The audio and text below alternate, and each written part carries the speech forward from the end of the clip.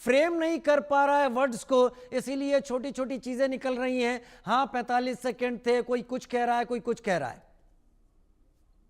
राजीव जी, मेरा समझ मानना है कि देखिए, दो तरह के प्रभाव हुए। पहला, पाकिस्तान की स्ट्रेटेजिक एस्टेब्लिशमेंट, जहां पे वहां की आर्मी का भी बहुत बड़ा हाथ है, और सीनियर पॉलिटिकल लीडरशिप को, तो वो हिल गए थे। सिंदूर के बाद वो हिल गए थे। हिलने से और जो राना हिलने से स्ट्रेटेजिकली आपका क्या तात्पर्य है, मतलब क्या है?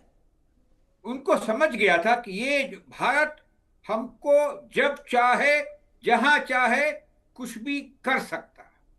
ये उन्होंने उन्होंने माना है, क्या कहते हैं, विलफुली या बाय डिफॉल्ट। क्योंकि हम ऐसी जगह पहुंच गए थे। ये आपने जो पैनिक रिएक्शन बताया, अगर हम जाके नूर खां बेस के ऊपर हमला करते हैं, या सरगोधा पे भी करते हैं, या कहीं और अंदर जाके करते हैं, जैकोबाबाद पहुंच जाते हैं बिना कोई क्षति पाए हुए, और हमारी जो बॉम्बिंग है वो प्रिसाइज होती है, तो देश की जो सत्ता है वो हिल जाती है कि अभी हिंदुस्तान कुछ भी कहीं पर अपनी मर्जी से करता है। उसका कारण क्या है?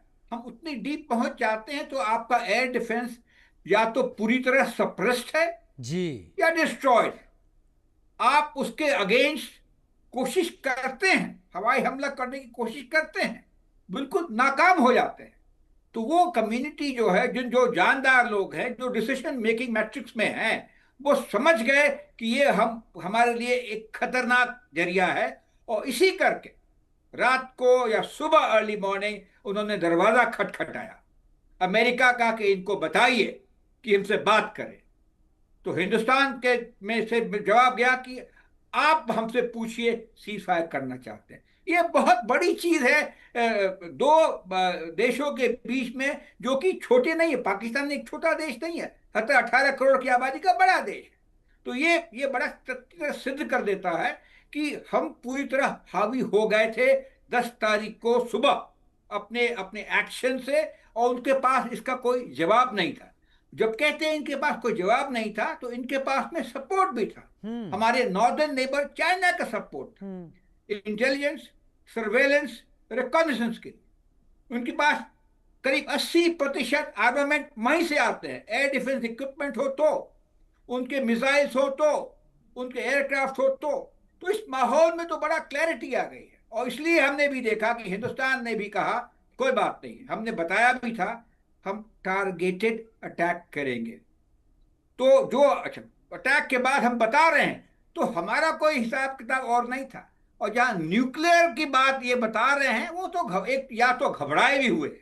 वो जो राजा सनाउल्लाह साहब हैं, वो तो घबराए हुए हैं। न्यूक्लियर अटैक भला हम क्यों करने गए, कोई मतलब ही नहीं बनता है। और आपने देखा कि प्रेस ब्रीफिंग में DG air force operation air marshal Bharti ने भी कहा, ओह सरगोदा में वो था, मुझे तो पता ही नहीं है। तो कहने का मतलब, India has been all along एक बहुत जिम्मेदार देश।